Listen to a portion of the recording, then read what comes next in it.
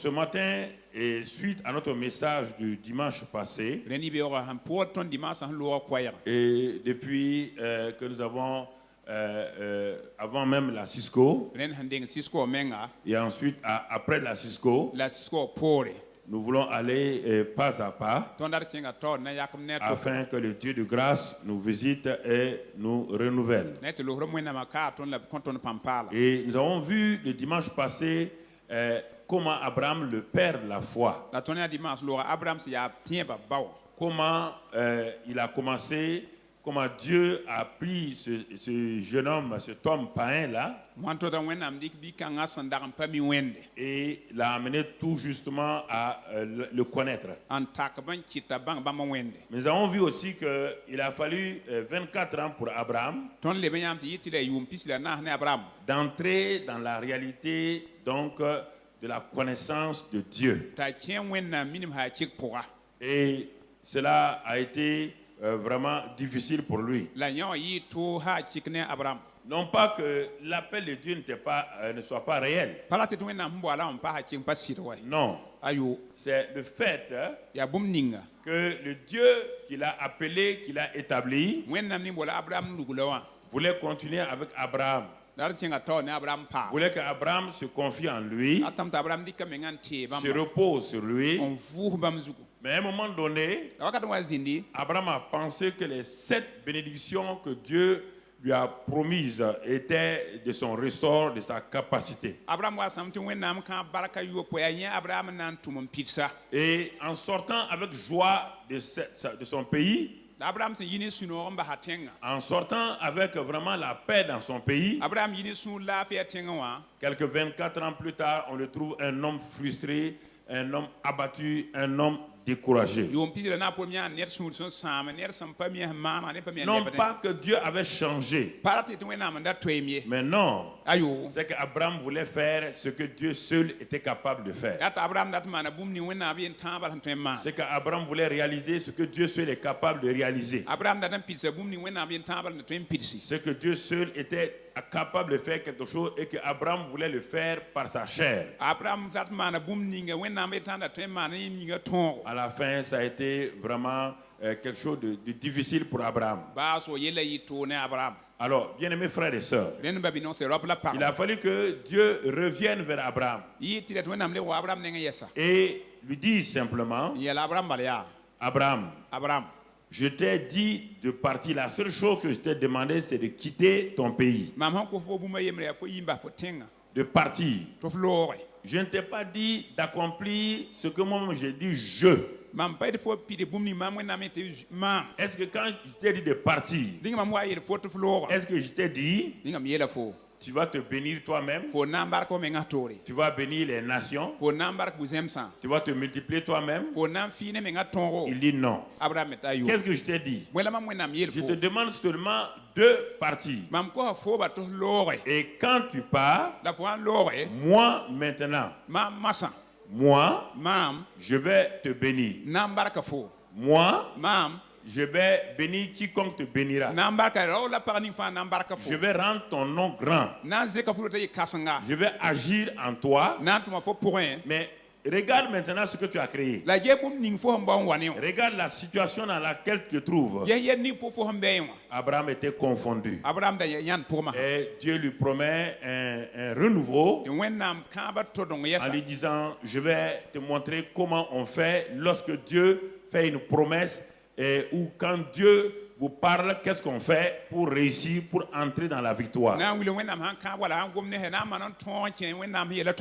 que je vous donne, frères et sœurs, c'est des choses pratiques. Vous savez, connaître les doctrines, connaître les secrets qui ne changent pas votre vie n'apportent rien de définitif, d'éternel dans votre vie personnelle. Parce que moi, quand je regarde la vie d'un chrétien, je regarde la pratique de sa vie et non pas ce qu'il parle, ce qu'il enseigne. Ce qu'il dit là, est-ce que ça correspond? Est-ce que je regarde sa vie attentivement, ses actes et ses paroles? C'est ça qui me détermine de savoir si cet homme-là a compris ou n'a pas compris. On peut enseigner des choses parce qu'on a appris. Le cerveau peut comprendre beaucoup de choses, mais on ne vit pas la chose.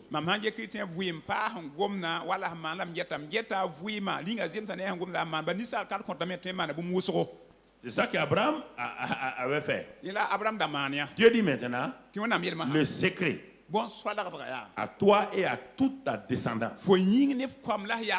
Il doit apprendre quelque chose. C'est que je t'ai dit quoi? J'ai dit, je serai avec toi. Mais tu as oublié ça. Tu as complètement oublié ma présence. Et quand on oublie ma présence, ma puissance ne se manifeste pas.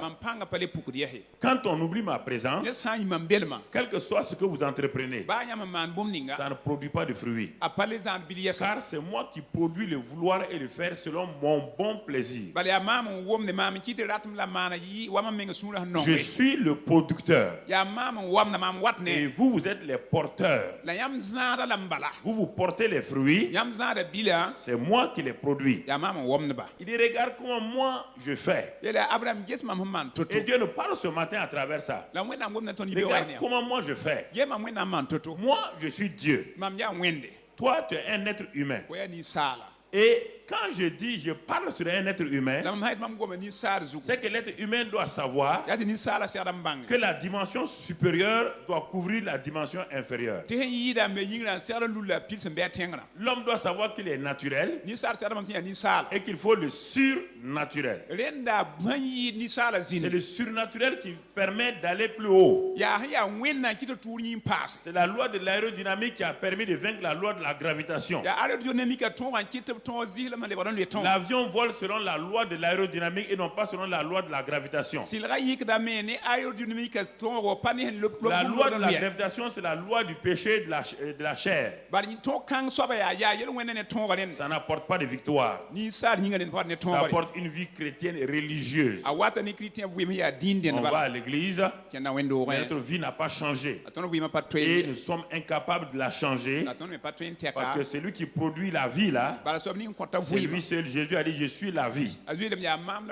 Alors donc, Abraham, je vais mettre dans ton identité ce que nous appelons nom là, c'est en réalité l'identité de la personne. C'est pourquoi dans l'Ancien Testament, on ne trouve pas Abraham Traoré. On ne trouve pas Abraham Karambiri, non. Tu n'as jamais vu quelqu'un avec un nom et un prénom dans la Bible. Parce que pour Dieu, le nom est une identité. Ça n'a rien à voir avec un truc juridique, ça n'a rien à voir. C'est votre identité. Quand on vous donne un nom, ce nom-là se colle à vous parce qu'on vient de proclamer votre identité. Tant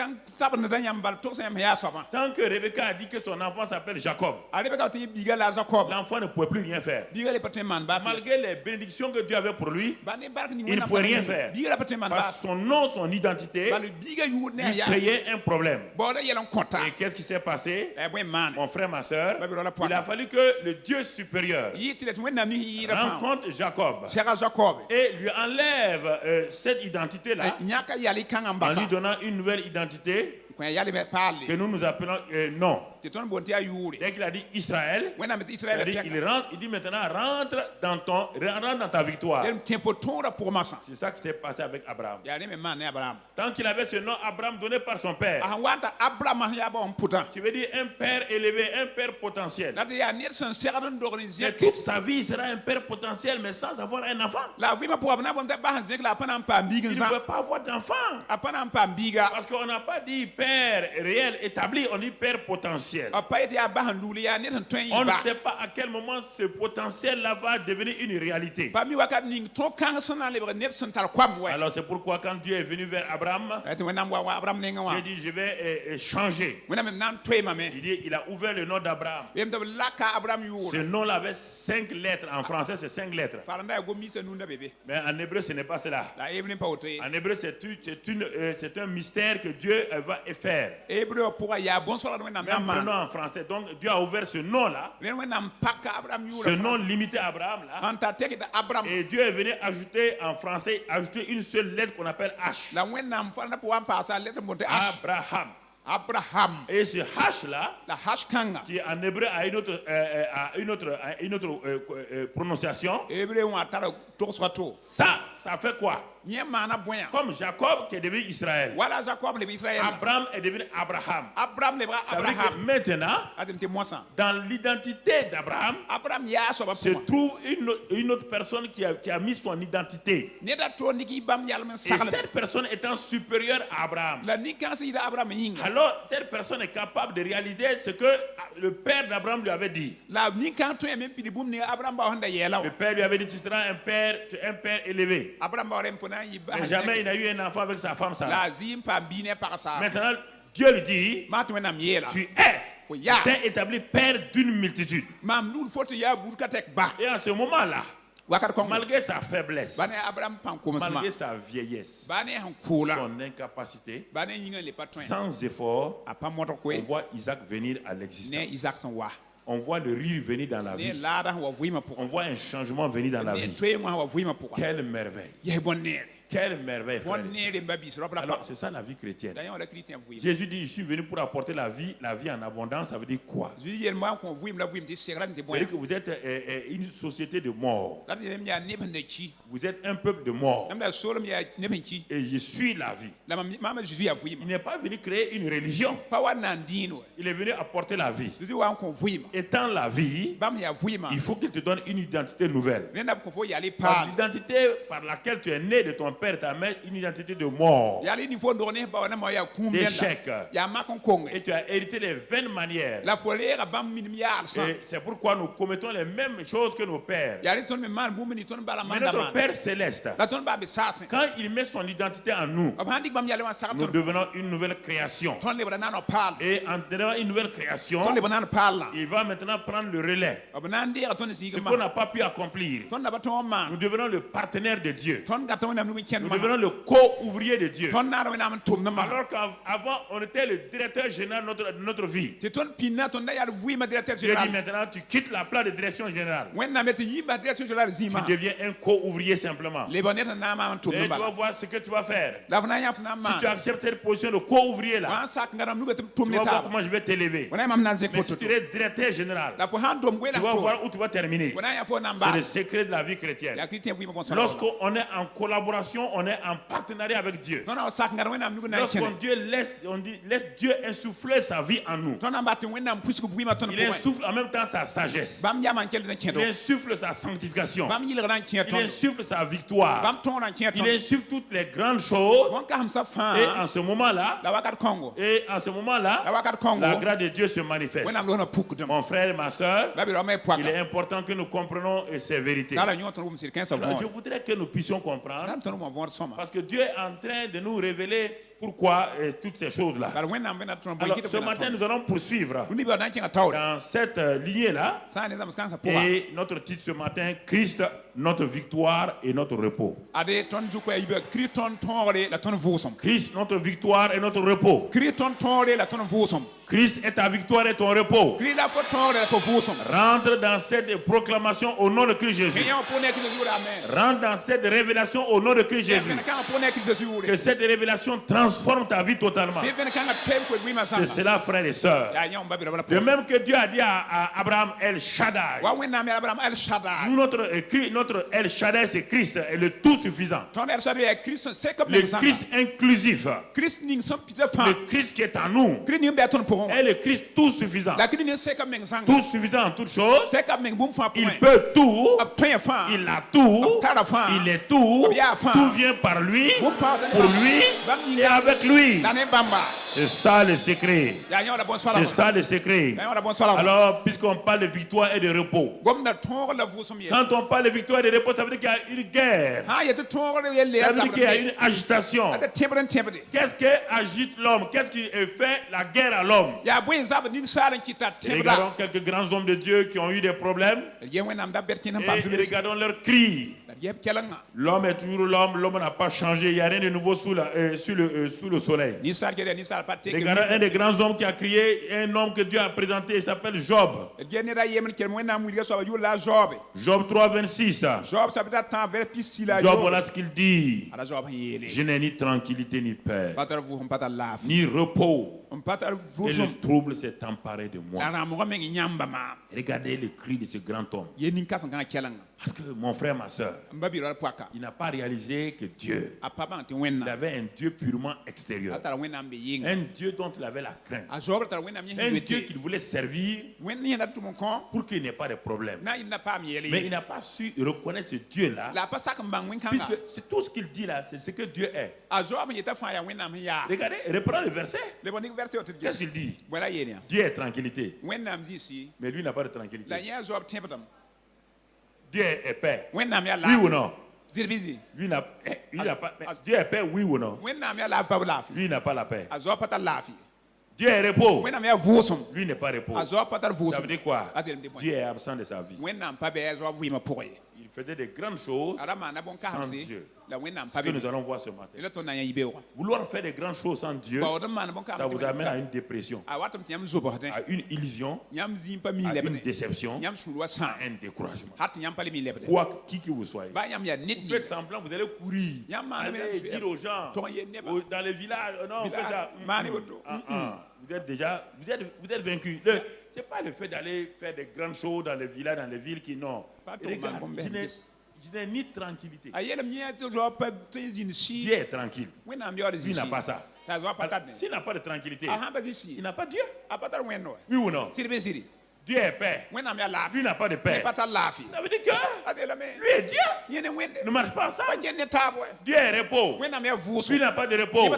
Ça veut dire quand lui est. C'est ça. Regardez votre situation. Regardez votre situation. Ne me dites pas que vous êtes chrétien. Je ne dis pas non. Vous êtes un bon chrétien. Je ne parle pas de christianisme. Je parle, écoute-moi. Voici un homme que Dieu a inventé. Parce qu'il y a un homme que Dieu a inventé. Et lui, il dit le contraire de ce que Dieu dit.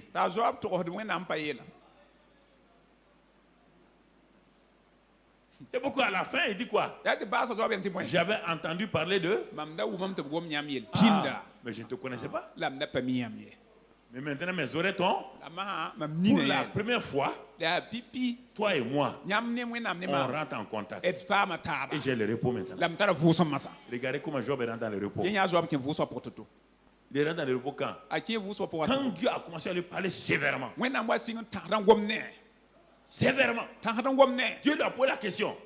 Tu parles comme un insensé. Quand je créais telle chose, où étais-tu? Quand je faisais telle chose, où étais-tu? Job dit, j'avais entendu parler de toi. Donc, vous voyez, parfois, on peut paraître devant les gens.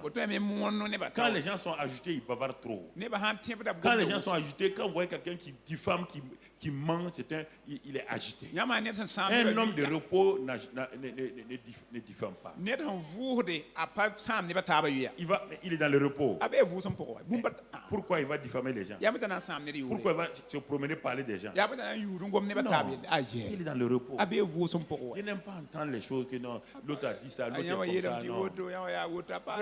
Je n'ai pas le temps pour ça. C'est pas mon problème. J'ai horreur de ça. J'ai horreur de ça. Moi, j'ai mon repos. Tu es venu troubler mon repos avec quoi? Ah, mon ami. C'est ça, Job. Un autre grand prophète, Jérémie. Lamentation de Jérémie 5.5. Regardons ce que la Bible dit. Lamentation de Jérémie 5.5. Nous sommes poursuivis le joug sur le cou, nous sommes épuisés et nous n'avons point de repos. Un autre prophète. Si on avait lui-même, lui, il avait dit que lui-même, il ne peut pas dormir, il court, Dieu est derrière lui. Comment Dieu qui donne le repos, Dieu peut être derrière quelqu'un? Écoutez, frères et sœurs, ne croyez pas parce que vous êtes chrétien, c'est automatique, ce n'est pas ça. Là aussi, Jérémie n'avait pas de relation, ne plus de relation avec Dieu. Il a laissé les problèmes le dépasser. Quand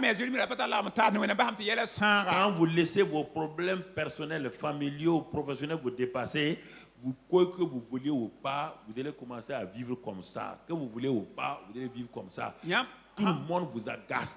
Tout le monde est contre vous. Personne ne vous comprend. Vous êtes le seul. Vous devenez un misérable, un martyr. Vous êtes un martyr. Quand vous voyez des gens se plaindre, à l'intérieur, ça ne va pas.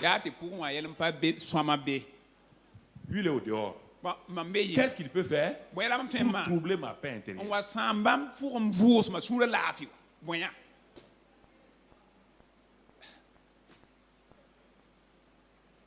Il peut faire quoi?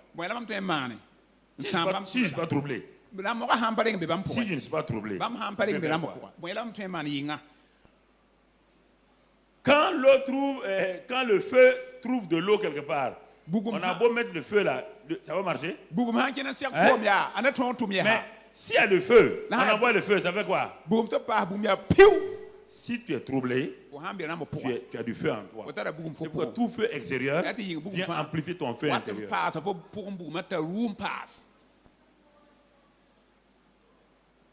C'est ça. Ça va te troubler. Tu seras troublé. Donc, ouais, j'ai pris seulement 3 hommes. Bon, un autre, Psaume 32. Vous pouvez aller, un troisième pour Psaume 32. Regardons au verset 2 et 3. 22 du moins, 22. Mon Dieu, je crie le jour et tu ne me réponds pas. Voilà les intercesseurs. Lui crie le jour. Satan dit non. Dieu ne répond pas le jour. Il faut prier la nuit. Les veillées commencent. La nuit, je n'ai point de repos. Je ne comprends pas. Je prie le jour. Tu ne m'exauces pas. La nuit, je vais me reposer. Là-bas aussi, je n'ai pas de repos. Tu ne réponds pas à ma prière. Et tu ne me donnes pas aussi le repos. Tu veux que je vive comment? Verset 3. Pourtant. Tu es le saint, non? Tu sais au milieu des louanges d'Israël. Dieu dit, mais si tu sais que je suis le saint, est-ce que tu es saint? Toi, tu sais que je suis saint. Est-ce que tu vis saintement? Tu sais que je siège au milieu des louanges. Est-ce que tu me loues? Oui, on a des connaissances, l'ivresse de Dieu. Je n'ai pas de repos. Mais et tu sais que les deux choses qui donnent le repos, c'est ça. Tu lui dis que Dieu est saint. Qu'il siège, il habite dans la louange. Toi, tu es en train de te plaindre. Dieu n'habite pas là-bas. Toute plainte éloigne Dieu. Tout murmure éloigne Dieu. Tout murmure éloigne Dieu. Il n'y a pas de murmure justifié. Murmure veut dire qu'il y a l'échec. Murmure veut dire qu'il y a des troubles. Murmure veut dire que ça ne va pas. Il n'y a pas de murmure justifié. Il n'y en a pas. C'est les murmures qui ont fait qu'Israël n'est pas rentré à Canaan. C'est ça. Il ne reconnaissait pas la présence de Dieu. Il ne voyait que les problèmes. Moïse, il n'y a pas l'eau à boire ici. Il n'y a pas de la viande. Ici, il n'y a pas ça. Dieu dit, mais quel est ce peuple-là? Mais ma présence est là. Il y avait la colonne de nuée. Mais ils s'en foutent. C'est Moïse le problème. Dieu est en vous. Mais c'est votre femme qui est votre problème. Vous êtes insensé. Ma femme est mon problème. Dieu est en moi. Si Dieu me suffit. Oui ou non? Si vous avez des problèmes avec votre femme, vous êtes troublé. Si moi je suis votre femme, je dis, mais mon gars, tu es troublé, va t'asseoir. C'est pas moi. Laisse-moi tranquille, va voir ton Dieu. Laisse-moi tranquille. Va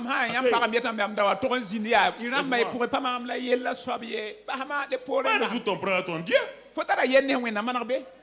Si tu n'as pas de repos, prends ta Bible, cherche le repos avec Dieu. Et c'est moi ton diable dans la maison là.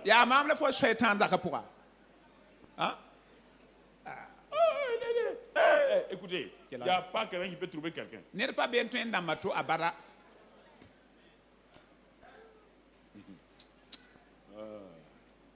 Quand Jérémie a murmuré, Dieu dit au Saint-Esprit. Tu vois le petit là?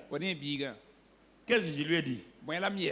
Qu'avant qu'il ne soit dans le ventre de sa mère, je le connaissais. Avant qu'il ne sorte du ventre de sa mère, je l'avais établi quoi? Prophète. Je l'avais consacré, oui ou non? Et j'ai dit, j'ai mis dans sa bouche des paroles pour bâtir, pour renverser, pour construire, tout. Il m'a dit que je suis un enfant. Il dit, tu n'es pas un enfant. Tu vois maintenant? Il dit, tu vois ce qu'il dit contre moi? Regarde ce qu'il dit maintenant. Regarde ce qu'il me dit. Si moi je lui casse ses dents avec des cailloux. Que lui n'a pas de repos. Quand lui s'assoit, quand il passe toutes ces choses dans ses pensées, il est comme un poison. Il dit, regardez le prophète de Dieu, regardez-le. En ce temps, et puis il est fâché contre tout le monde. Jérémie a quoi? Il y a quoi, Jérémie?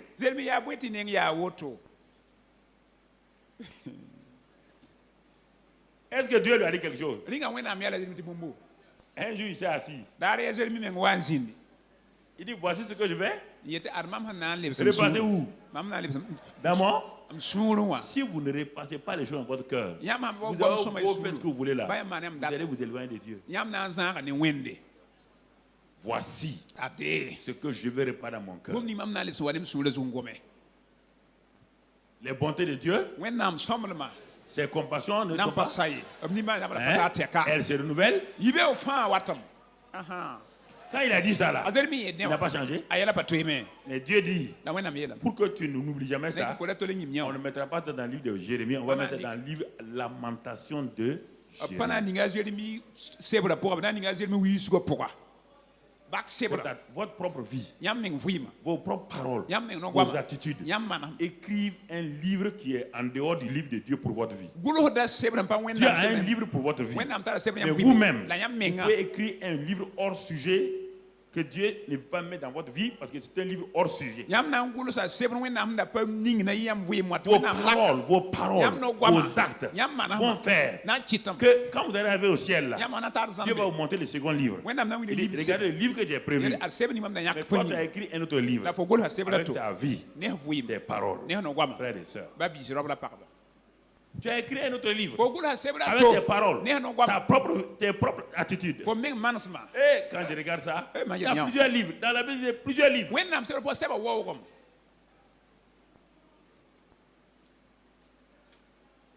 Plusieurs livres. Alors, frères et sœurs, vous voyez, c'est ça. C'est ça les signes de manque de repos et de victoire chez le croyant. C'est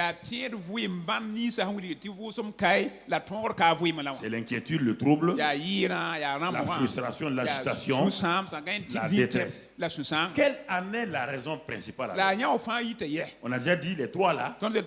C'est quand ils étaient loin de Dieu, dans leur pensée, dans leur attitude, qu'ils ont parlé comme ça.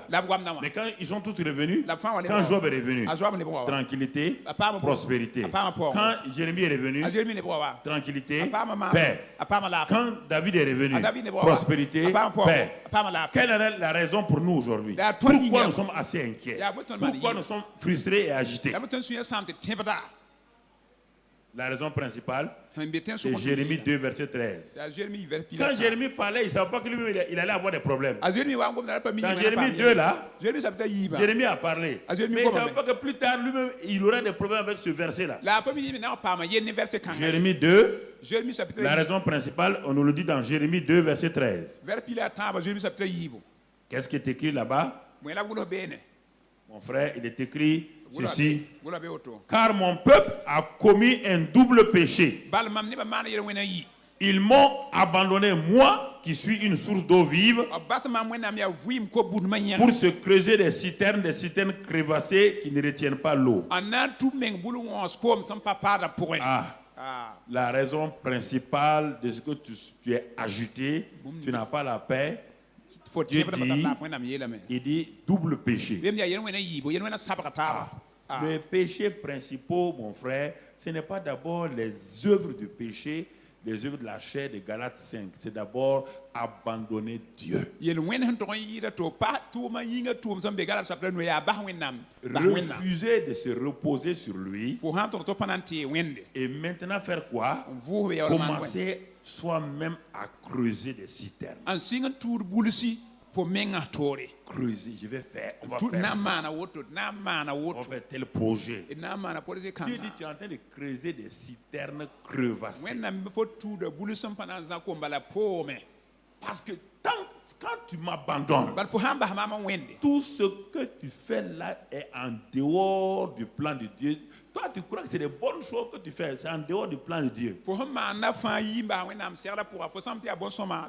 pourquoi, chrétiens, ne vous amusez pas, ne vous séduisez pas en venant dire, Seigneur, je vais faire ça, je vais faire ça, je vais faire ça. Maintenant, je te prie de bénir. Ça, dans la Bible, vous n'avez jamais vu ça. C'est Dieu qui dit, je t'appelle et je te dis de faire ça. Ce n'est pas vous de venir dire à Dieu que vous voulez faire ça. Dieu n'a qu'à bénir. Quelle est cette manière de faire? Dieu n'est pas votre secrétaire général pour signer vos documents que vous avez établis vous-même.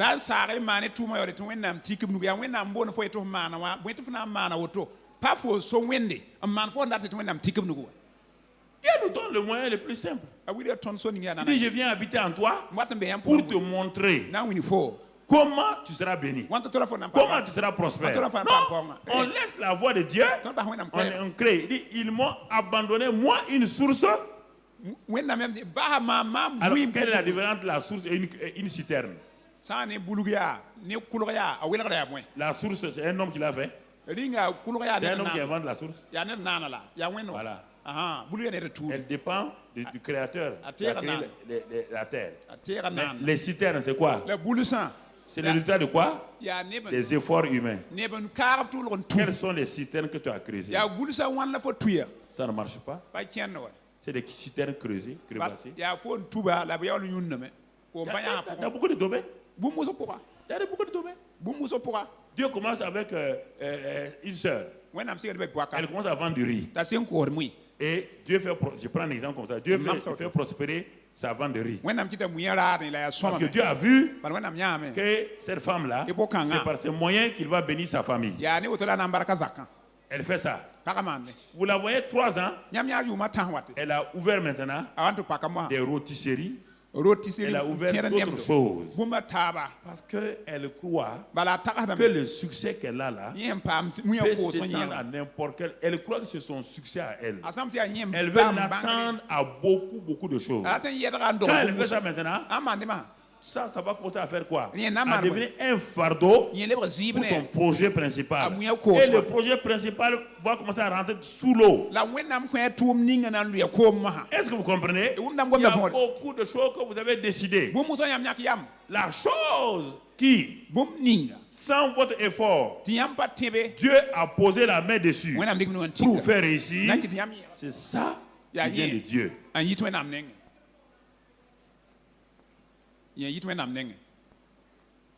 C'est ça qui vient de Dieu. Si vous n'entretenez pas ça, vous voulez faire d'autres choses. C'est pourquoi les chrétiens disent, vous savez, pasteur, il faut prier pour moi. Il y a un projet là-bas. Là. Si je peux avoir ce projet, mon salaire va augmenter. Très bien. On va prier. Tu vas avoir le projet. Mais dans 3 ans, tu vas voir ce que le projet t'a créé. Au niveau psychique, au niveau physique, au niveau familial. Tu vas te rendre compte que le projet là ne vient pas de Dieu. Ou bien, il y a un poste dans tel ministère. Priez pour moi. On prie. Et tu as le poste là. Maintenant tu arrives. Tu es une femme. Te voilà maintenant au milieu des hommes. Harcèlement sexuel. Harcèlement sexuel. Tu n'as plus la joie. Tu n'as plus la paix. Tu dis on va prier. Tu vas prier quoi? Tu es parti te mettre dans le feu. Faut sortir. Tu es parti te mettre dans le feu. Faut sortir. C'est ça. Il dit, ils m'ont abandonné. Moi, une source de vie, une source d'eau. Vous entendez? Source d'eau vive, d'eau vive. qui produit la vie, la victoire, le repos, la joie. Et ils ont fait quoi? Ils ont creusé eux-mêmes. Ils ont mesuré, ils ont évalué, ils ont pris leur hache pour frapper. Ils ont atteint l'eau, ils ont fait la citerne. Ils se sont rendus compte que la citerne est crévassée. Quand ils mettent l'eau là-dedans, 3 jours après, toute l'eau est partie. Regarde ta vie. Peut-être tu as un mariage crévassé. Tu as dit, ah, mais il faut cet homme-là. Il faut cette fille-là. Regarde comment elle est. Tu as fait. Regarde ta vie aujourd'hui. La vie de cette femme ne retient aucune eau. La vie de cet homme-là ne retient aucune eau. Ce n'est pas une source d'eau vive. Ne vous faites pas, faites attention, on va faire tel projet, on va faire telle chose, que ça va glorifier Dieu. Est-ce que Dieu a besoin? Quand il faisait tout le système des choses, il a eu besoin de toi. Tout projet que vous faites est pour votre intérêt. Sauf tout ce qui est suscité par Dieu. Ils m'ont abandonné moi. Dieu se plaint. Ils m'ont abandonné moi. Il dit moi. Ils n'ont pas dit mes pensées. Moi-même. Ils ont coupé leur relation là. Ils se sont établis à ma place pour devenir producteurs. Ce sont des porteurs. Maintenant, ils sont devenus producteurs. C'est pourquoi ça ne marche pas. Ça ne marche pas. Dieu prend un jeune. Il dit, je te mets à côté de cet homme de Dieu là. Reste là-bas. Et tu vas voir. Il vient dire, Dieu m'a donné un ministère. Il est en train de creuser une citerne. Il va aller, il va tourner, il va creuser des citernes. 20 ans, 25 ans plus tard, il va te trouver sans eau. Ses camarades qui sont restés là, il vient les trouver, ils sont allés loin les laisser.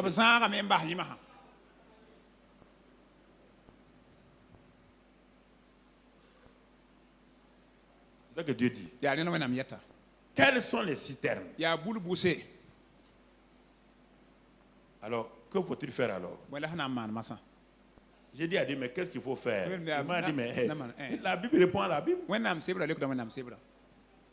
Tous ceux qui ont fait ça, ils sont revenus à moi. Alors, dans 1 Corinthiens 15, que faut-il faire pour rentrer donc dans le repos, dans la victoire, dans le repos de Dieu? Et il va nous présenter, nous qui sommes de la nouvelle création, il va nous présenter ce qu'on doit faire. Parce que les gens croient qu'on doit faire des choses. 1 Corinthiens 15, il dit là-bas, ô mort, où est ta victoire? Ô mort, où est ton aiguillon?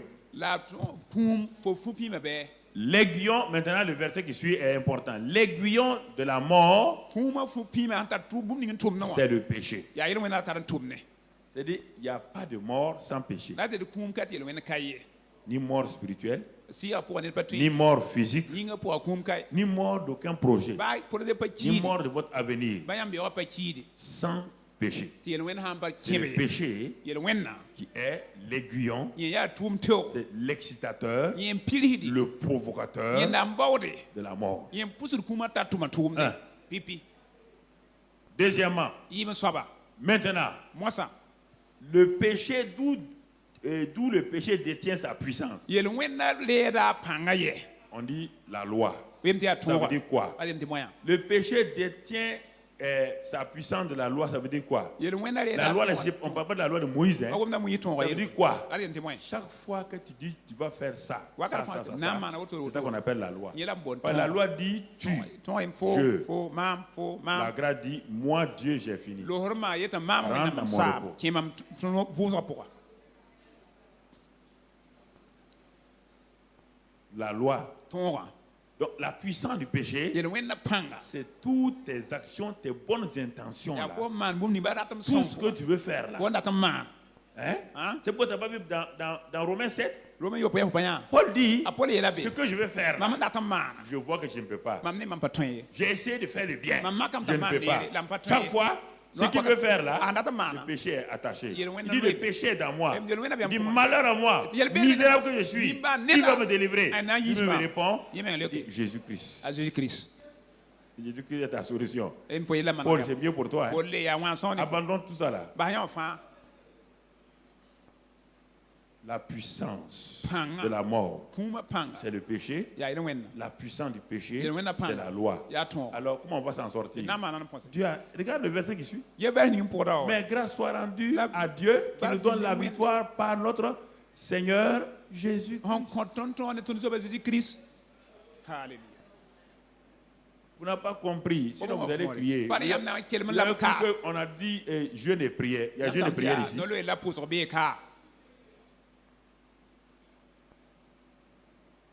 On dit que Dieu nous donne la victoire par qui? Jésus-Christ est notre victoire. Notre sanctification. Notre sagesse. Notre triomphe. Tout. C'est Jésus-Christ. En dehors de lui, il n'y a rien. Donc, notre victoire, notre repos, on est en train de voir déjà un peu l'aperçu où on va aller. L'aperçu où on va aller. Alors, puisque Jésus-Christ est ma victoire, voyons si il a lui-même une parole pour nous dire que c'est vrai. Il est mon repos. C'est la Bible qui dit ça. Maintenant, voyons, est-ce que lui-même il a déjà dit, est-ce qu'il a confirmé? Par deux témoignages, une vérité est établie. Matthieu 11, verset 28. Matthieu 11, 28. Regardons, Jésus même va ouvrir sa bouche maintenant pour nous parler. Et qu'est-ce qu'il nous dit? Il dit, venez à moi, vous tous qui êtes fatigués et chargés, et je vous donnerai quoi?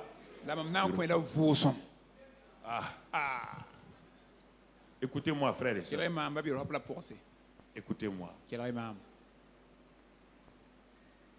Il y a une vie chrétienne avec une victoire fallacieuse, fausse, que la plupart du temps nous avons vécu.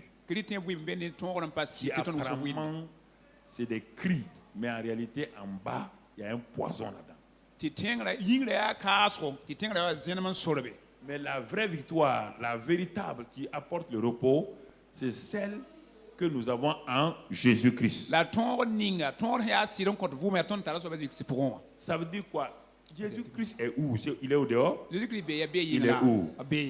Alors quand je parle chaque fois de Jésus, là, je parle de quel Jésus? Qui est au ciel assis là-bas? Du Jésus qui est en nous par le... Ok. Très bien, si on se comprend. Ok. Alors, il nous dit, venez à moi. Le Père dit, vous m'avez abandonné, moi. Le Fils dit, si vous voulez réussir, vous devez venir à qui? À moi. Il a dit à mes principes. Il a dit à mes doctrines. Il dit à qui? À moi. À moi-même. Pas mes pasteurs, hein? Pas mes disciples, hein? Pas mes prophètes. À qui? À moi. Alors, écoutez, si le pasteur t'amène à Jésus, c'est facile. Mais si le pasteur veut te donner ses techniques, il faut fuir.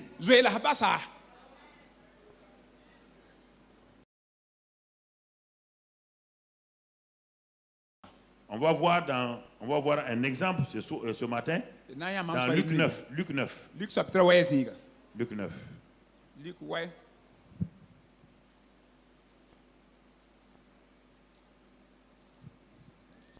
Luc 9. 27. Luc 9, 27. Alors, Jésus parle à ses disciples qui étaient avec lui. Il dit ici, je vous le dis en vérité, quelques-uns de ceux qui sont ici ne mourront point, qu'ils n'aient vu le royaume de Dieu venir. Bon, dans d'autres passages, dans Matthieu, dans Marc, on trouve les mêmes choses. Alors, qu'est-ce qu'il dit? Qu'est-ce qu'il est en train de dire? On va voir maintenant une étude de cas pour bien situer notre introduction. Christ est ma victoire et mon repos. Et moi, je suis agité. Je suis inquiet. Ça ne va pas dans ma vie. Apparemment, je ris. Apparemment, je fais semblant. Et je sais que dans ma vie, ça ne va pas. Les chrétiens doivent d'abord savoir ça. Ils doivent savoir. Très bien. Maintenant, la parole de Dieu me dit, tu n'as pas de repos. Tu n'as pas de paix. Parce que tu as abandonné le Dieu auquel tu t'es attaché lorsqu'il t'a choisi, il t'a établi comme son fils. Après les premiers mois de ta conversion, tu as commencé à courir. On va faire ça pour Dieu. On va évangéliser. On va aller prier. On va aller faire ceci. Et Dieu te regarde. Il sait bien que tu vas venir t'asseoir épuisé. Maintenant, tu es épuisé. Regarde. Tu commences à prier. Pas d'exaucement. De temps en temps, Dieu te donne quelques éléments de victoire. C'est ça qui te maintient. Sans ça, là, il y a longtemps, tu as quitté le christianisme. Il a pitié de toi. Parfois, de temps en temps, il te donne quelques morceaux. Tu dis, Dieu m'a exaucé. Mais sans sujet, tu as été exaucé 2 ou 3. Et les 97 là. Et les 97.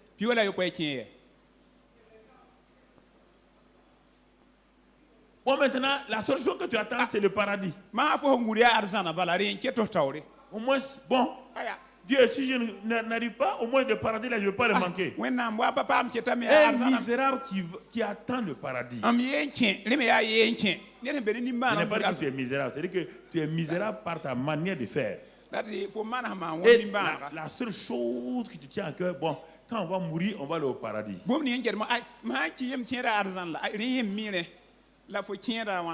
dit que Jésus-Christ était le même hier, aujourd'hui et éternellement. Demain n'est pas arrivé. Hier est passé. Qu'est-ce qui t'appartient? Aujourd'hui, tu n'as pas la paix. Tu n'as pas la joie. Ta vie là, ça sert à quoi? La vie chrétienne, c'est aujourd'hui. C'est pourquoi Jésus a dit à chaque jour suffit sa peine, à chaque jour suffit sa foi. Chaque jour. Laisse le Jésus d'hier là, laisse-le. Le Jésus de demain là, laisse-le. Le Jésus d'aujourd'hui là. Aujourd'hui là, tu fais quoi avec lui? Aujourd'hui là où tu es assis là, ton Jésus là te sert à quoi? Il te sert à quoi aujourd'hui? Là. Depuis que tu t'es réveillé là, tu t'es réveillé à les mêmes problèmes. Toi, tu as les mêmes problèmes. Jésus a été quoi pour toi? Aujourd'hui. On te dit à chaque jour, suffit sa peine. Chaque jour, suffit sa victoire. Chaque jour, suffit sa foi. Chaque jour, suffit sa guérison. Qu'est-ce que toi tu tires de chaque jour là? Qu'est-ce que tu tires? Tout le temps, demain. Ou bien, tu parles tout le temps au passé.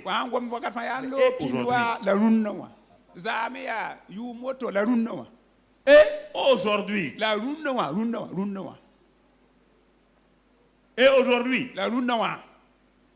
Donc, ici, il dit, au verset, environ 8 jours après que lui dit ces paroles, Jésus prit avec lui Pierre, Jean et Jacques, et il monta sur la montagne pour prier. Verset 29. Pendant qu'il priait, l'aspect de son visage changea et son vêtement devint d'une éclatante blancheur.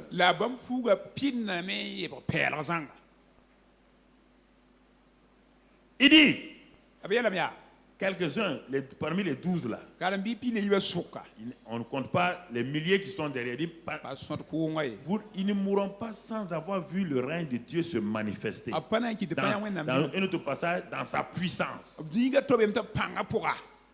Le règne de Dieu, c'est quoi? C'est la justice, la paix, la joie, la puissance, la victoire, l'amour. C'est ça le règne de Dieu. Jésus dit, le règne de Dieu, au centre du règne de Dieu se trouve le roi des rois. Alors, il n'a pas de le règne va venir sans le roi. Il n'y a pas de royaume sans roi. Tous les royaumes de ce monde-là ont leur roi ou leur reine. Il n'y a que les chrétiens qui ont un royaume sans leur roi. Ils sont installés eux-mêmes rois. Dans tous les pays de ce monde-là, chaque royaume, il respecte le roi. Quand il parle, il dit, ah, ça c'est le palais royal.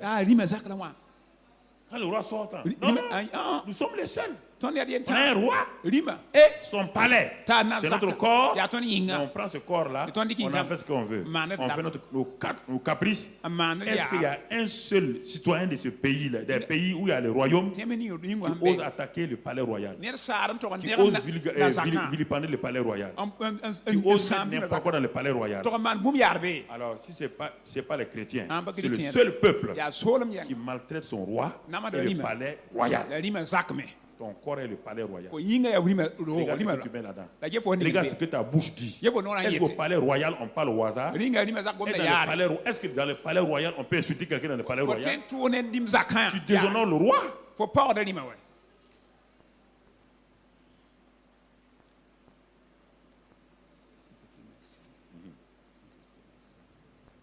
Il dit, mon peuple périt par manque de connaissance. Alors, Jésus dit, je vais vous montrer, avant que le royaume ne vienne à la fin là, je vais vous montrer, quand on est avec le roi du royaume, il va vous manifester son règne. Et quand il va manifester son règne, regardez les effets du règne sur votre vie, votre entourage. Aucun d'entre eux n'avait une idée. Qu'est-ce que le règne de Dieu? Il va leur ouvrir une toute petite portion.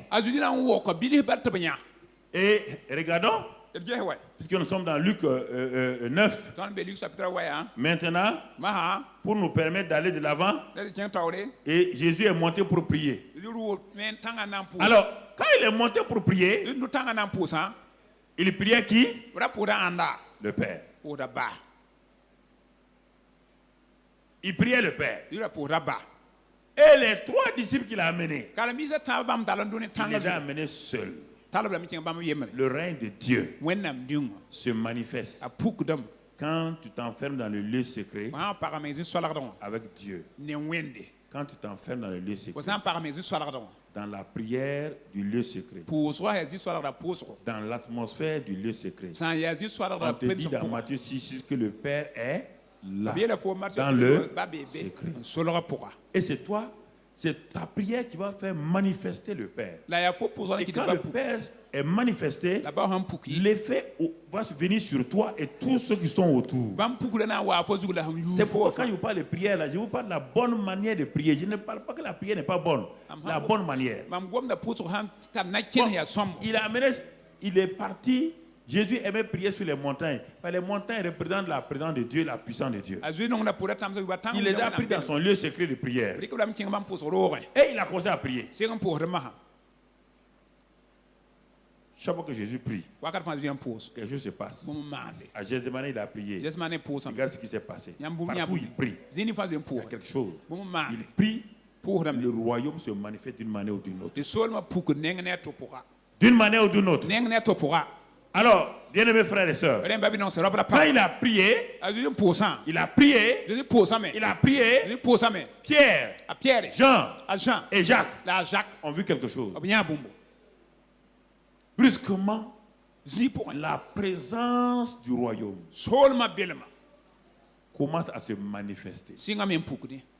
Dieu est omniprésent, mais il ne manifeste pas sa présence n'importe où. Il manifeste sa présence là. Celui qui a faim et soif de lui, qui l'honore, la présence de Dieu est manifeste. Dans une assemblée comme ça, Dieu peut se manifester avec un individu, une seule personne assise là. Qu'est-ce qui se passe? Et la femme là nous dérange un peu. Parce que les gens ont les yeux fixés sur le pasteur, le prédicateur. Ils ne développent pas leur relation. Ce que le pasteur dit là, c'est pour vous connecter avec Dieu. Ce n'est pas pour lui. Lui n'est qu'un simple vase. Vous comprenez? Il est en train de te tourner vers le Seigneur. Il n'est pas en train de te tourner vers lui. Non, le rôle du pasteur, c'est pas ça. Le micro actuellement là. Si tu regardes le micro, entre le micro et moi, c'est moi qui suis important. Le micro ne fait qu'amplifier ma voix. Entre Dieu et moi, c'est Dieu qui est important. Je suis un micro de Dieu. Donc ne me regarde pas. Ne passe pas ton temps à regarder mon micro comme le pasteur aujourd'hui, la tête de son micro c'est rouge. C'est un rouge vif. Perds ton temps. Sois concentré sur le pasteur. Mais maintenant spirituellement, va au-delà. Sois concentré sur le Dieu que le pasteur te présente. Laisse le pasteur là. Laisse le pasteur. Il est en train de t'amener vers quelqu'un. Il est en train de te révéler quelqu'un. Il est en train de te dire, regarde ta vie. Comment tu l'amènes. Regarde le secret. Comment maintenant tu peux sortir de cette phase-là. Merci Seigneur. Je ne comprenais pas ça. Merci pour ton serviteur. Il a été à l'écoute là. Bénis-le. Oh Seigneur. J'ai compris maintenant comment m'abandonner à toi. Alors, c'est ça. Alors, les pierres, brusquement, ils voient quoi? De l'intérieur. De l'intérieur. La gloire du Père. Jésus a dit le Père est en. Ce qui se passe là, ce n'est pas de l'extérieur. Ce n'est pas une lumière qui est venue éclairer Jésus. Non. C'est de l'intérieur. Votre vie chrétienne, c'est tout de l'intérieur. La vie chrétienne n'est pas une vie extérieure. Les activités de l'église sont extérieures. Mais la vie chrétienne est. Il dit, je suis venu vous apporter la vie en. À partir d'où? De l'intérieur. La vie chrétienne va de l'intérieur vers l'extérieur. La religion va de l'extérieur pour essayer de changer l'intérieur. La religion est incapable de changer l'intérieur.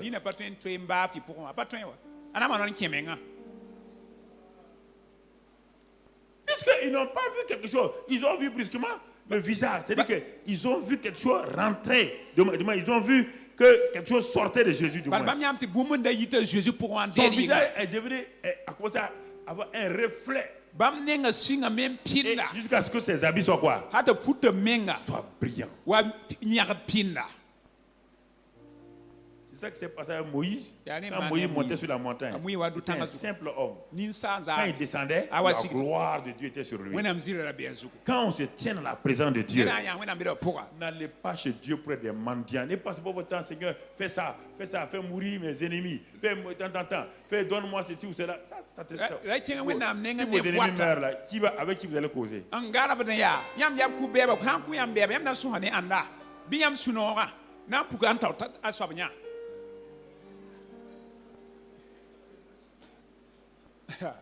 Non. Mais vous voulez prier là. Le problème, c'est que vous voulez tout le temps prier pour avoir des choses. Vous voulez avoir quoi? Qu'est-ce qu'on vous dit ici? Et dans Matthieu 6:30, qu'est-ce qu'il a dit? Cherchez premièrement le royaume. Cherchez d'abord ce que. C'est ça, il dit, je vais vous amener, vous allez voir le royaume. Quand vous allez voir le royaume là, sur la montagne là, quand vous allez descendre dans la vallée là, il n'y aura pas de problème. Dans les vallées, il y a trop de luttes. Dans les vallées humaines, il y a trop de tragédies. Dans les vallées humaines, il y a trop d'inquiétudes. Dans les vallées humaines, il y a trop de combats. Mais sur les montagnes de Dieu, il n'y a que la gloire. Dieu vous amène sur ces montagnes. C'est la montagne de la prière. La montagne de la prière. La montagne du lieu secret. C'est quand tu restes là-bas. Tu restes là-bas longtemps. La gloire de Dieu commence à se manifester. La gloire de Dieu commence à se manifester. Et mon frère, ma soeur, le règne de Dieu, la paix, la justice, l'amour, le repos commence à se manifester. Regarde dans ce règne-là, quand le surnaturel du règne commence, mon frère, ma soeur, quelque chose va se passer. Il y a deux personnes qui vont apparaître. Moïse et Élie. Qu'est-ce qui a fait ça? La présence du Saint-Esprit glorieux. Le Saint-Esprit qui était en Jésus-Christ. D'abord, ça va de l'intérieur. Toute sa vie est changée. Et le Saint-Esprit va révéler qui maintenant les choses extérieures. On voit qui apparaître? Moïse et Élie. En train de parler avec Jésus. Pierre, Jean et Jacques. On va lire la suite maintenant dans Marc. Ça est dans 3 passages, mais j'ai regardé les 3. La suite se trouve dans Marc 9. 9, 4. Élie et Moïse leur a apparu s'entretenant avec Jésus. Pierre, regardez, prenez la parole, dit à Jésus, Rabbi, il est bon que nous soyons ici. C'est pas possible. Pierre a oublié sa femme. Il a oublié ses enfants. Il a oublié ses parents. C'est ça la présence de Dieu. Quand vous êtes dans le lieu secret, la présence de Dieu. Quand la présence de Dieu vient, plus rien ne vous intéresse. Être commandant de cercle haut, être officier haut, être milliardaire haut, ça ne vous intéresse plus. Ce qui vous intéresse, il dit, il est bon que nous soyons ici. Il est bon. Pierre exprime ça. Il a oublié tous ses problèmes. Dans la montagne de la transfiguration, sur la montagne de la transfiguration, vos problèmes s'évanouissent totalement. Là où il y a la présence de Jésus, vos problèmes deviennent des ombres. Vos luttes deviennent un simple repos. Est-ce que Pierre en montagne n'avait pas de problème? Quand il montait sur la montagne, il avait des problèmes, non? Il avait des problèmes à la maison, sûrement. Il avait des problèmes dans son corps, sûrement. Il avait des problèmes avec des ennemis. Mais là-haut, dans la présence, dans la chose, on oublie les autres.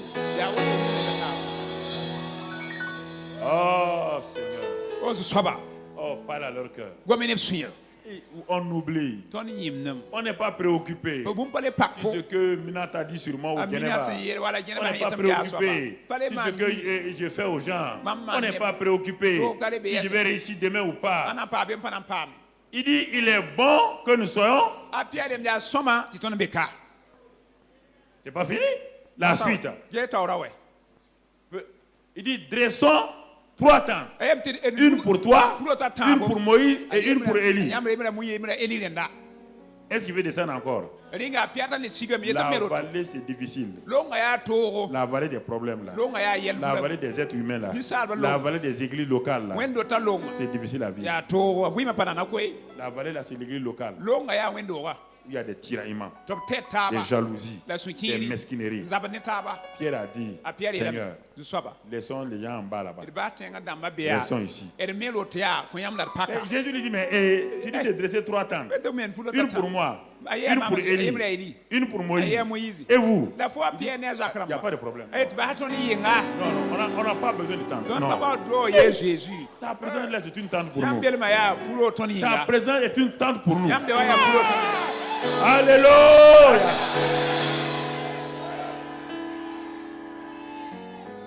C'est pourquoi le psaume 91, il dit quoi? Que c'est lui qui il est sous l'abri. Pierre est brusquement, il est sous l'abri. Il dit non, on n'a pas besoin de tente. On est dans ta présence là, on est rayonnant de, on a la paix. Quand le Saint-Esprit vous enveloppe, quand le Saint-Esprit vous enveloppe,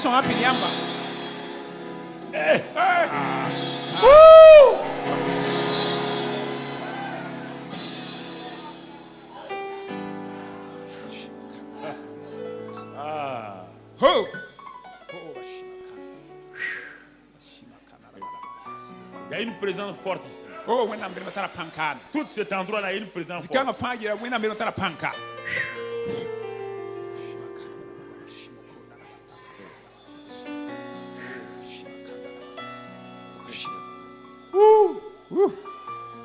Gloire à Dieu.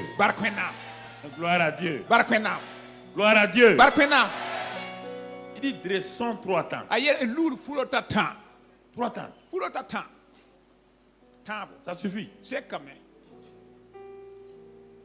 Et au moment où il parle, maintenant, le but pourquoi ils sont là-haut sera révélé. Parce que nous aimons la présence de Dieu là. Ça fait du bien à notre corps. On veut rester là-dedans.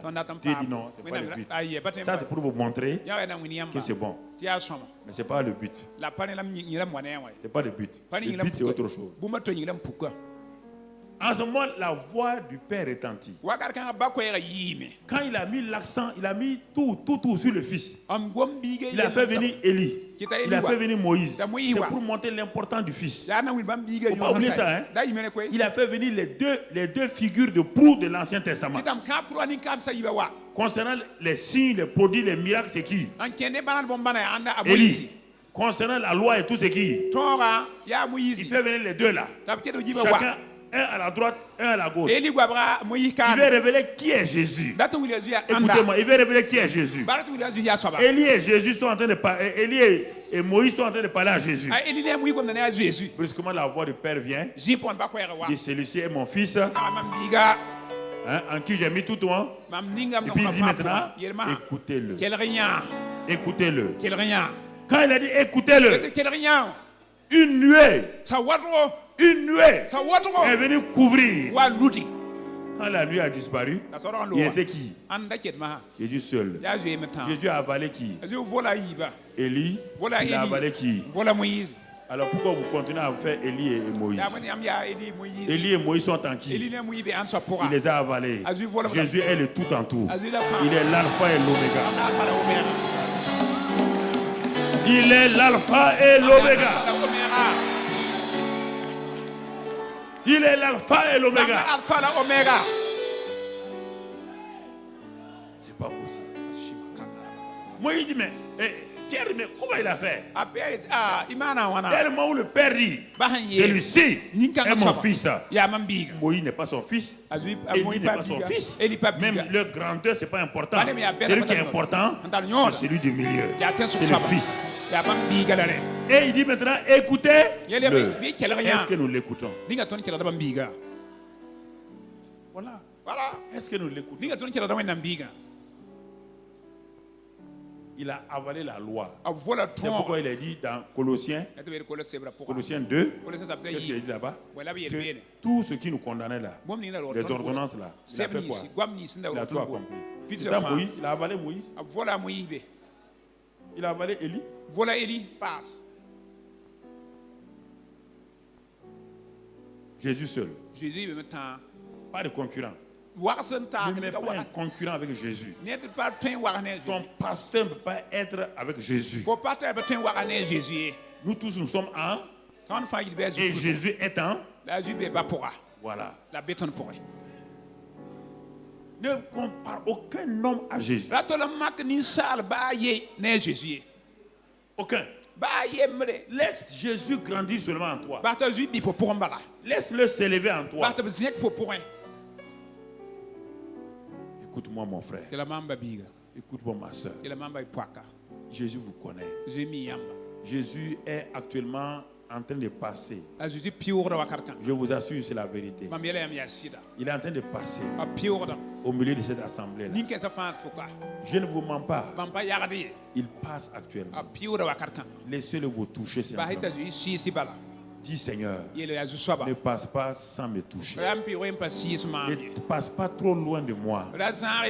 Je suis fatigué de la vie que j'ai. Fatigué de cette vie que je mène. Fatigué de ces situations-là. Seigneur, étends tes mains meurtrières et touche-moi maintenant. Touche-moi maintenant. Seigneur, touche-moi maintenant. Seigneur, touche-moi maintenant. Oh, enveloppe-moi de ta présence, de ton amour. Enveloppe-moi de cette grâce divine.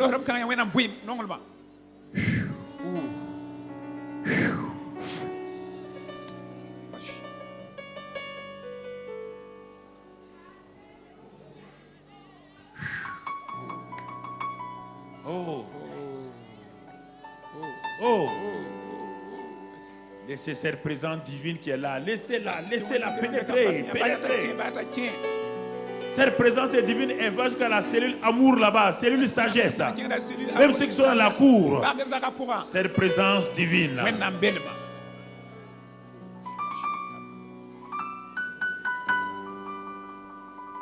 Ne vous inquiétez pas de votre avenir. Le Dieu de l'avenir a des choses prodigieuses pour vous que plus qu'avant. Ce que vous avez été avant, vous serez plus encore.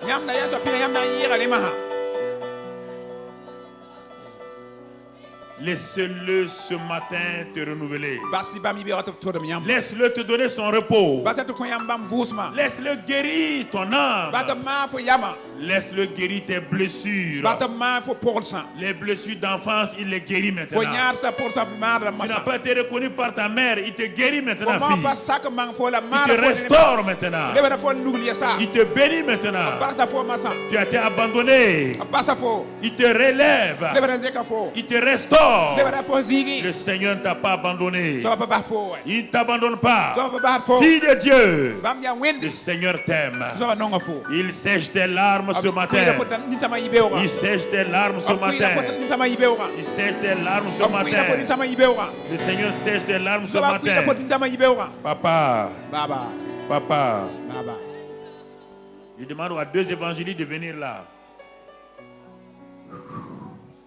Évangéliste femme, Roto Cobreanda Chris Corinda. Touchez tout doucement son cœur et soufflez sur elle. Alléluia. Le Seigneur est fidèle. Il connaît vos larmes, il connaît vos difficultés. Il n'y a rien qui lui soit étranger dans votre vie. Non. Il vous aime particulièrement. Il vous aime particulièrement. Il vous aime particulièrement. Il vous aime particulièrement. Le Seigneur vous aime particulièrement. Il a mis sa grâce en vous. Il vous aime particulièrement. Femme de Dieu, le Seigneur pose sa bonne main sur vous. Il vous aime. Il vous restaure. Oh oui. Merci ce matin. Merci ce matin. Merci ce matin. Merci ce matin. Soulevez.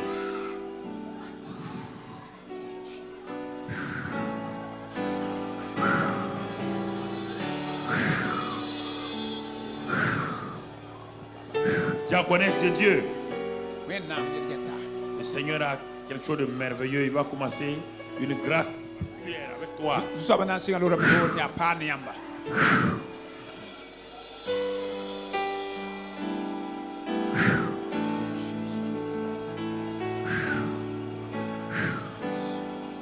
Maman, ne vous inquiétez pas, le Seigneur est avec vous.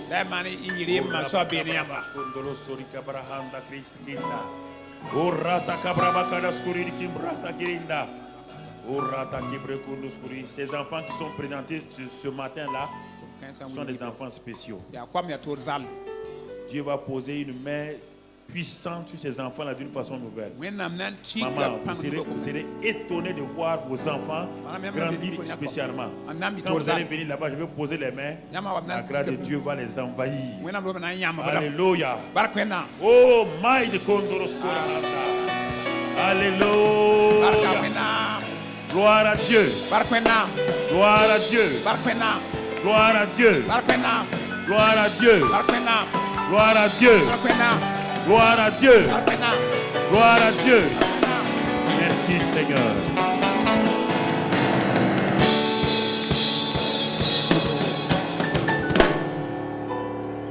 Alléluia. Regardons la suite. Et on va terminer. La suite du quoi? Nous sommes dans Marc toujours 9.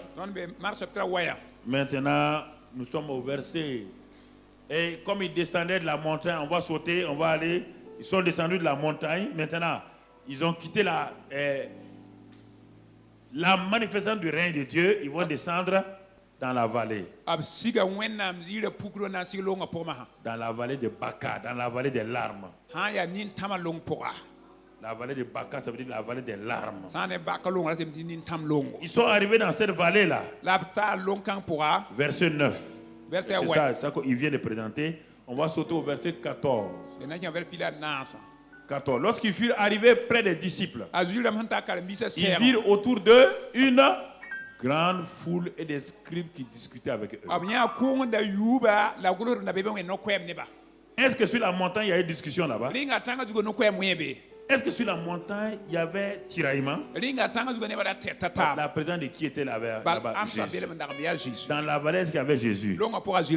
C'est pourquoi, là où il n'y a pas la conscience de la présence de Jésus, il y a trop de disputes.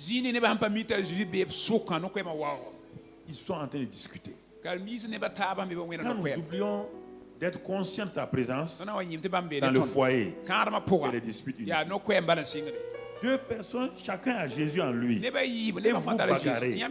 Votre Jésus bagarre mon Jésus. Réfléchissez vous-même. Vous faites bagarrer Jésus contre lui-même.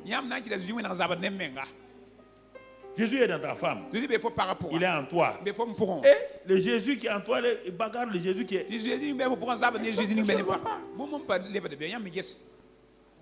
Chacun dit non, non. Pourquoi? Il contrôle vos vies, il ne contrôle pas vos vies. Il ne contrôle pas vos vies, faites ce que vous voulez. Si c'est Jésus qui est en vous là, laissez-le. Il est doux. Regarde, dans la vallée de Baka, dans la vallée des larmes, c'est des discussions, c'est des disputes. Mais quand la foule a vu Jésus, la Bible dit, elle fut surprise, elle a couru pour le Jésus. Ils savent que quelque chose va changer. Les disputes vont s'arrêter. Les discussions inutiles vont s'arrêter. C'est pourquoi, frère, invoquez le Seigneur, appelez-le. C'est-à-dire, laissez que sa présence vous envahisse. Et la suite, on peut aller. Il leur demanda sur quoi discutez-vous avec eux. Et un homme de la foule lui répondit, maître, j'ai amené auprès de toi mon fils. Quand l'homme là venait à l'église, il avait amené son fils là pour rencontrer qui? Quand il est arrivé, il a rencontré qui? Les disciples de? Sans qui?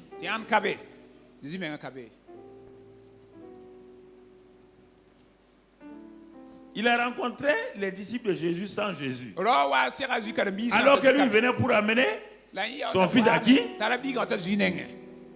Sans Jésus, les disciples ont commencé. Ils ont commencé à chasser les démons. Et le démon va les humilier. Parce que ce que le Père dit là, il dit, l'enfant là tombe dans le feu. Il roule à terre. Il écume. Et l'enfant l'a écumé devant les disciples. A roulé à terre. Ils ont tout fait. Rien.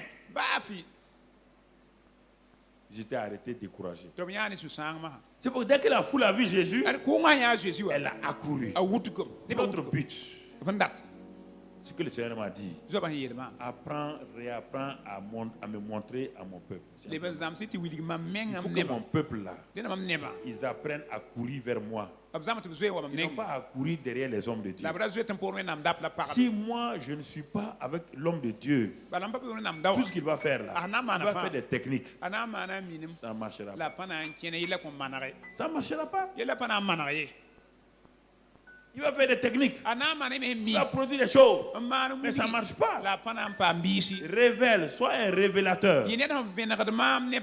Dans l'ancien système de photographie, il y avait ce qu'on appelle le révélateur. C'était un liquide.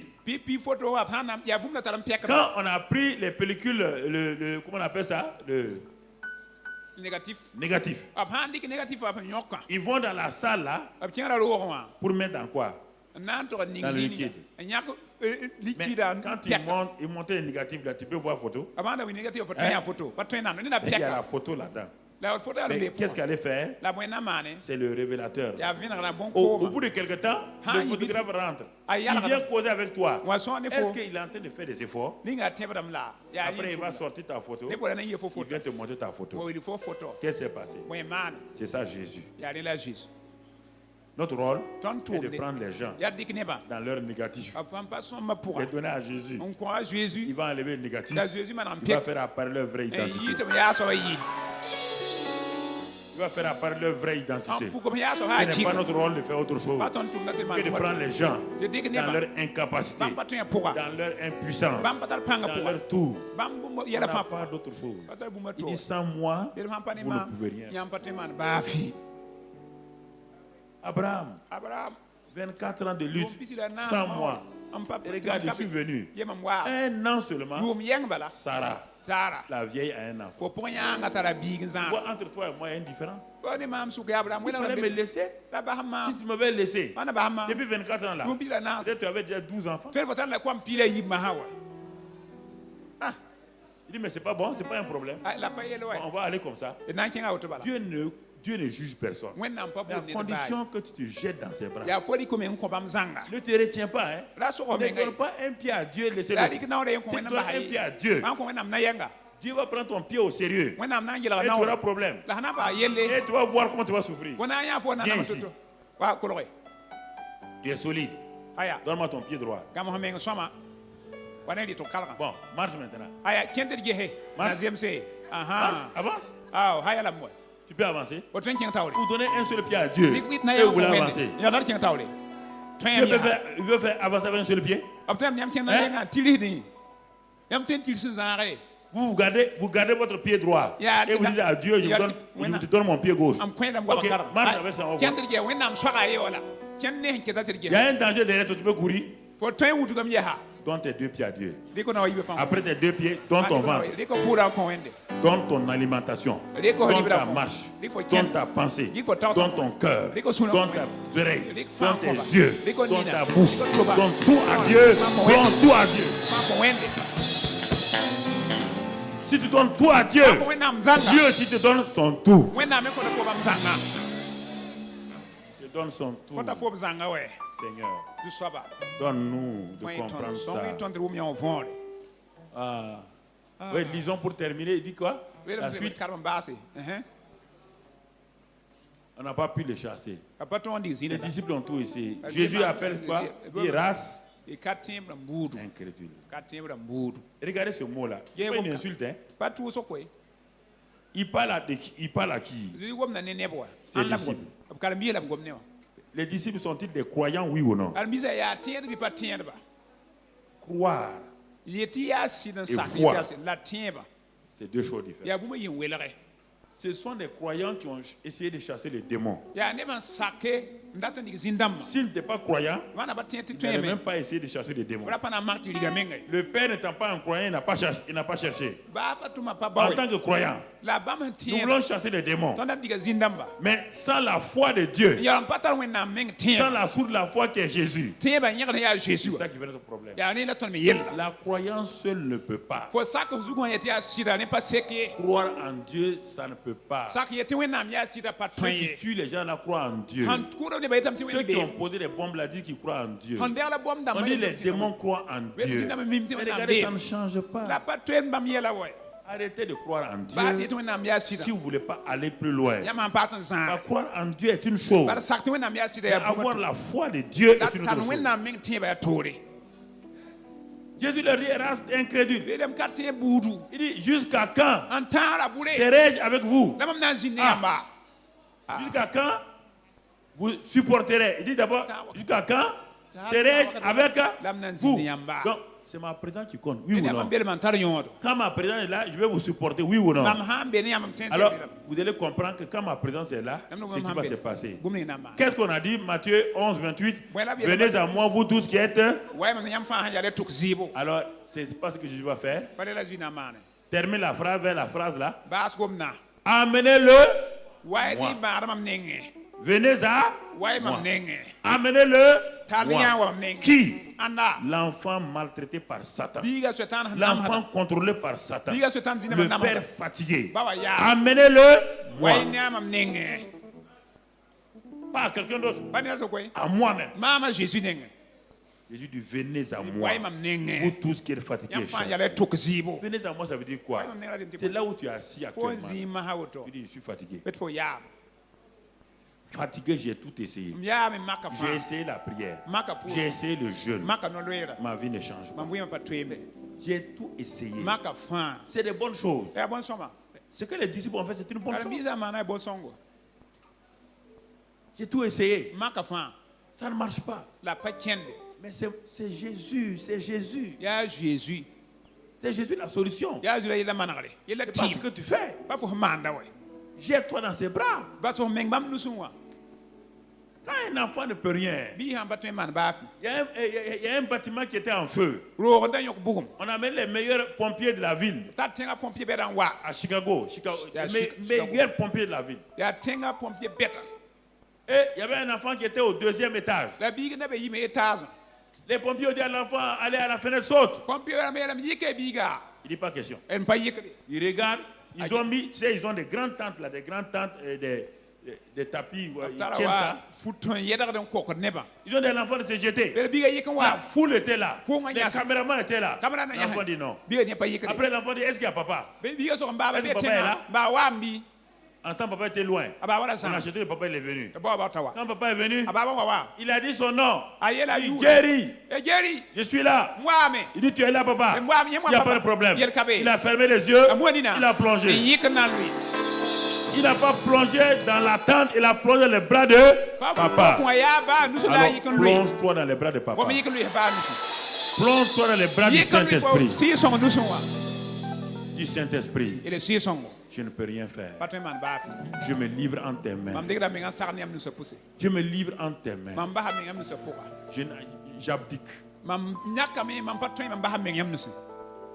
Quand on a pris des gens et que vous essayez de un combat, on vous a entouré, vous a tout, à la fin vous faites quoi? Vous levez le drapeau blanc et vous levez les bras. C'est-à-dire que je n'en peux plus, Seigneur. C'est-à-dire que j'abdique. Abdique sur ta vie. Ta vie là, tu ne peux pas ajouter une coudée. Tu ne peux pas changer un cheveu blanc en noir, ni un cheveu noir en blanc. Tu ne peux pas. Pourquoi tu luttes? Tu luttes là, ça te donne quoi? Donne ta vie ce matin. Tu as peur de quoi? Tu as peur de quoi? Dis à Dieu, je te livre ma vie. Ne prie pas pour avoir des choses avec Dieu. Tu vas les avoir. Mais tu vas te rendre compte que les choses que tu as eues là seront effectivement ces choses qui vont te créer des problèmes. Tu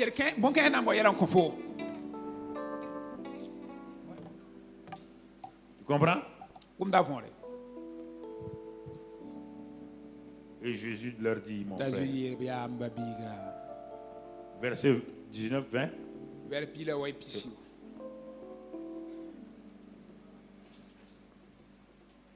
on lui amena, et aussitôt que l'enfant vit Jésus, l'esprit l'agita.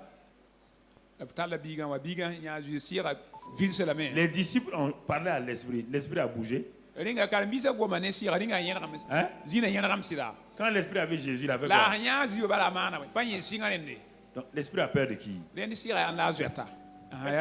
L'esprit a peur des évangélistes. Il a peur des prophètes. Il a peur de qui? Donc, quand Jésus est venu, la situation n'a pas changé. La situation a changé. Quand ça ne va pas dans ton foyer, agenouille-toi. Dis au Seigneur, je prends mon mari là. J'ai tout fait. Je ne peux rien tirer de bon de lui. Je le prends avec ses erreurs, ses faiblesses. Je prends ma femme là avec son caractère. Seigneur, je le remets en tes mains. Il a dit, déchargez-vous sur lui des tout vos. Peut-être ta femme s'appelle Souci. Ton mari s'appelle Souci. Ta femme s'appelle Fardeau. Ton mari s'appelle Fardeau. Si c'est ça son nom, hein? Donne-les à Jésus. Jésus. Déchargez-vous sur lui de tous vos fardeaux, de tous vos soucis. Ton souci là, c'est qui? C'est ton travail. Tu l'appelles souci. C'est ça qui est ton fardeau. Ce sont tes enfants fardeaux. Donne-les à Jésus. Laisse-les tranquilles. Il sait ce qu'il va s'occuper. Aucun cultivateur n'a jamais sémé le mil. Et le lendemain, aller ouvrir pour voir si le mil là est en train de choses. Pourquoi vous êtes vous n'êtes pas aussi intelligent que le paysan burkinabé? Quand il sème le mil là, il part ouvrir demain le sol pour regarder. Il s'en va dormir. Qui travaille? C'est le sol et le mil. Qui travaille? On dit travaille à votre salut avec crainte et tremblement. Si tu ne t'es pas sauvé, tu ne peux pas travailler à ton salut. C'est celui qui t'a sauvé là. Car on dit quoi? Travaillez à votre salut. Car c'est Dieu qui produit le vouloir et le faire selon son bon plaisir. Attention à des versets que vous donnez aux gens. Travaillez à votre salut. Il va travailler pour son salut. Il ne s'est pas sauvé lui-même. Il peut travailler à son salut. C'est celui qui l'a sauvé, qui produit le salut, qui continue à produire la sanctification. Regardez ce matin, frère. Regardez. Quand ils ont fini tout ça, dans Matthieu 17, verset 18, qu'est-ce qu'il dit là-bas? Les disciples sont venus en secret devant Jésus. Je vais terminer. Jésus parla sévèrement, l'enfant fut guéri. Continue. Alors les disciples s'approchaient de Jésus et lui dirent en particulier. Regardez maintenant. Pourquoi n'avons-nous pu chasser ce démon? Pourquoi? Pourquoi? Ils ont la tête baissée. Ils sont fatigués. Ils sont humiliés. Ils demandent au maître. Pourquoi on n'a pas pu chasser? Et tout de suite, les gens disent, ah, c'est le jeûne et la prière. Qui vous a dit ça? Il faut prendre la réponse de Jésus. Il ne faut pas sauter. Parce que si tu prends le verset 20 là, jeûne et prière là, dans la plupart des Bibles en anglais, il n'y a même pas ce verset là, c'est en bas. C'est pas dans le texte original. C'est en bas. Il dit quoi? C'est à cause de votre... C'est pourquoi je vous ai appelé race. Incrédulité veut dire quoi? Absent de foi. Pas absent de croyance. Hein? Mais c'est parce que vous êtes croyant que vous êtes là. Mais pourtant, il y a des choses que vous ne pouvez pas avoir parce que la foi vient de Jésus. Je vais vous dire ça pour terminer. Vous comprenez. La foi là, elle doit venir de la communion que tu as avec Jésus. Et dans 1 Corinthiens 12, quand on te donne les éléments, et dans Jean 1, 12 et dans 1 Corinthiens 12, 7, 8, quand tu compares les deux, il dit à tous ceux qui ont cru en Jésus, à tous ceux qui l'ont reçu, Dieu leur a donné le pouvoir de devenir enfants de Dieu. Ça c'est croire. Tous ceux qui ont cru en lui, ça c'est croire. Mais dans 1 Corinthiens 12, 7, 8, là, il est dit que le Saint-Esprit donc manifeste comme il le veut à chacun. Il donne les dons. Il donne la foi. Il donne le foi. Alors, ça veut dire quoi? Vous allez comprendre maintenant pourquoi, si vous comprenez, si vous n'êtes pas en relation avec Jésus, la foi qui, bon, disons, peut-être c'est bon, termine la phrase là pour qu'ils comprennent. Je vous le dis en vérité. Si votre foi, si vous avez de la foi comme un grain de sénévé, vous direz à cette montagne-là, transporte-toi d'ici là, et elle se transporterait, rien ne vous serait impossible. Alors, arrêtons-nous là pour voir. On vous dit que si vous avez la foi, comme ce petit grain de sénévé, la foi réelle, la foi véritable, propulse quoi? Transporte quoi? Déracine quoi? Les montagnes, les sycomores. Et toi, tu dis que tu as la foi. Tu n'arrives pas à déraciner un caillou. De quelle foi on parle? Parce que je veux continuer à la prochaine. De quelle foi? Nous sommes des croyants. Jésus parle à des croyants. Et il y a ces croyants-là qui sont ses propres disciples. Mais chaque fois les disciples ont opéré Ils ont eu le succès. Pourquoi? Chaque fois Jésus leur a dit d'aller. Quand ils sont allés, ils ont eu le succès. Quand il a parlé, dans Matthieu 10 là, allez chasser les démons, ils ont eu. Mais ici là, est-ce que Jésus leur a parlé? Jésus était là. Ils n'ont plus que le succès d'hier. On peut le faire reproduire aujourd'hui sans Jésus. C'est ça le problème.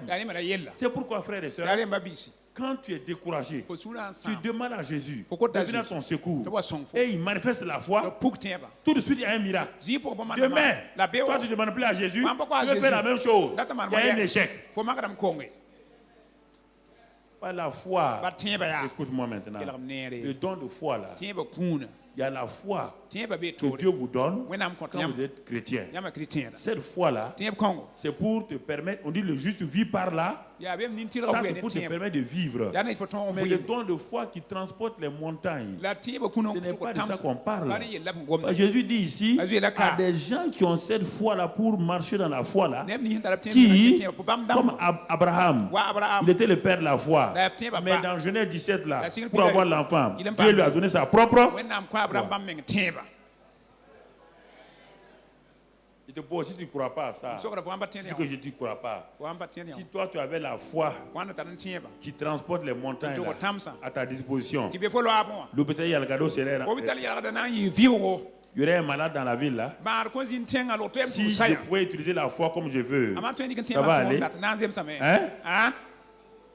Votre erreur là, c'est ça. Ne confondez pas la foi pour quand Dieu vous donne, parce que vous avez cru en Jésus, et le don de foi dont on parle ici. Cette foi-là, ça détruit les montagnes. Quand elle est là, c'est ce que Jésus appelle la foi de Dieu. La foi de Dieu. C'est ça qu'il a utilisé pour dire au figuier, c'est cette foi qui donne le repos. Et pour que tu dépendes de Dieu, tu as réservé cette foi-là uniquement pour lui. Et il veut que tu viennes le voir chaque instant. Alors que toi, tu veux avoir cette foi-là dans ta poche. Pour faire ce que tu veux. Dieu dit pas question. J'ai donné ça à Adam. Il m'a trahi. Depuis ce temps-là, je garde ça ici. Quand tu en as vraiment besoin et que tu cries, je te donne ça. Quand ça opère, valide à 1 Corinthiens 12, tu verras. Il se manifeste comme le Saint-Esprit le veut. Il le veut. Pas comme tu le veux. Mais écoutez, si vous avez cette foi-là, moi j'ai cette foi-là, honnêtement, vous allez venir ici. Non, est-ce que vous allez venir ici? Si vous avez la foi pour transporter les montagnes, pour guérir les malades, comme vous le voulez là, est-ce que si vous appelez, vous allez venir ici? Honnêtement, vous allez venir faire quoi? Vous allez quoi? Vous allez venir faire quoi? Non, vous allez non. Soyons honnêtes. Vous allez venir faire quoi? Vous n'avez pas besoin de moi. Dieu a besoin de toi. Il te donne la foi qui te permet de vivre. Le juste vit par la foi. Quand le juste a une montagne, Dieu dit bon, comme il y a longtemps il ne m'a pas vu là, il va venir me voir. Parce qu'il y a longtemps tu n'as pas vu Dieu. Quand tu marches par la foi, là, ça marche. Maintenant quand il y a une montagne, Dieu te regarde. Tu es obligé de faire quoi? Il est retourné pour dire papa, il y a une montagne.